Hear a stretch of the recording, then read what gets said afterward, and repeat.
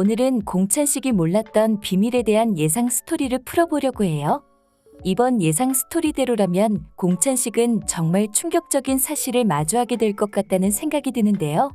공찬식은 은금실의 하나뿐인 귀한 자식이었습니다. 은금실은 공찬식을 애지중지 아끼면서 키웠던 것 같아요. 그런데 은금실한테도 말 못할 비밀이 있었던 것 같은 느낌이 들었습니다.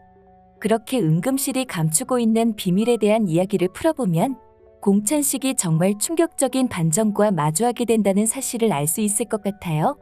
은금실은 아직까지 그를 깨우치지 못했잖아요. 은금실은 어렸을 적 학교를 제대로 다니지 못했다는 걸 알 수 있는 부분인데요. 어린 시절 가난하게 살았던 은금실의 집은 은금실을 학교에 보낼 형편이 되지 못했고 어쩔 수 없이 어린 나이에 결혼을 하게 된 것 같습니다. 그렇게 공찬식의 아빠를 만나게 된 것이었죠. 하지만 은금실한테는 절대 알리고 싶지 않은 비밀이 있었던 건데요. 글을 읽지 못하는 것도 은금실의 약점이지만 그건 그 시절에서 흔히 있을 수 있는 일이라서 남편한테 그걸 숨기지는 않았을 것 같아요. 남편의 회사를 커다란 기업으로 성장시키고 나자 글을 모른다는 것이 부끄러워졌던 것이지 예전에 은금실은 그걸 그렇게까지 부끄러워하지 않았을 것 같습니다. 그러다가 공찬식을 낳고 나서 부잣집 사모님들과 어울리다 보니 자연스레 교양을 찾게 되고 글을 모른다는 게 부끄러워졌던 거죠. 그래서 은금실은 더욱더 교양이 있는 척을 하기 시작했는데요. 읽을 줄도 모르는 책을 읽는 척을 하고 원래 즐기지도 않았던 차를 즐기는 모임을 만들기도 하면서 자기 무식을 숨기기 시작했습니다. 하지만 그게 전부는 아니었던 것 같아요. 그 당시 글을 모르는 것보다 훨씬 더 큰 죄악이 있었는데 그건 바로 아들을 낳지 못한다는 거였죠. 은금실의 남편은 은금실을 잘 챙겨줬지만 이상하게도 은금실한테는 아이가 들어서지 않았던 것 같아요. 그래서 은금실은 집안에서 엄청난 눈치를 보고 살게 된 것 같은데요.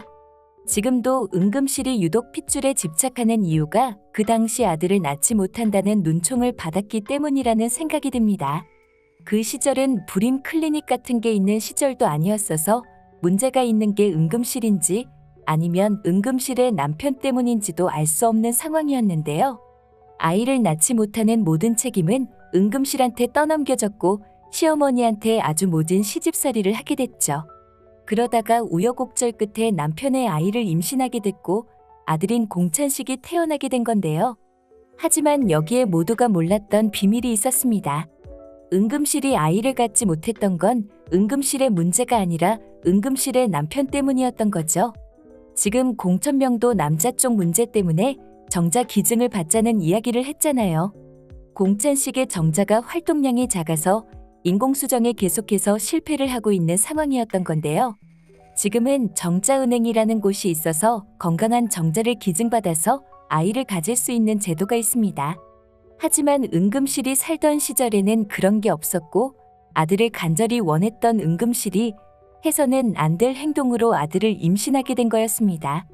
공찬식은 은금실의 꼬장꼬장한 성격에도 항상 어머니를 받들면서 살아온 아들이었는데요. 공찬식한테 출생의 비밀이 있을 수도 있다는 반전에 대한 이야기를 풀어봤는데 재미있으셨는지 모르겠습니다. 이 이야기는 개인적인 상상력을 기반으로 쓴 것이기 때문에 앞으로 밝혀질 진짜 내용과는 다를 수 있다는 점 미리 양해 부탁드릴게요. 이번 영상 재미있으셨으면 구독과 좋아요 부탁드립니다. 구독은 저에게 큰 응원이 됩니다. 오늘도 시청해주셔서 감사합니다.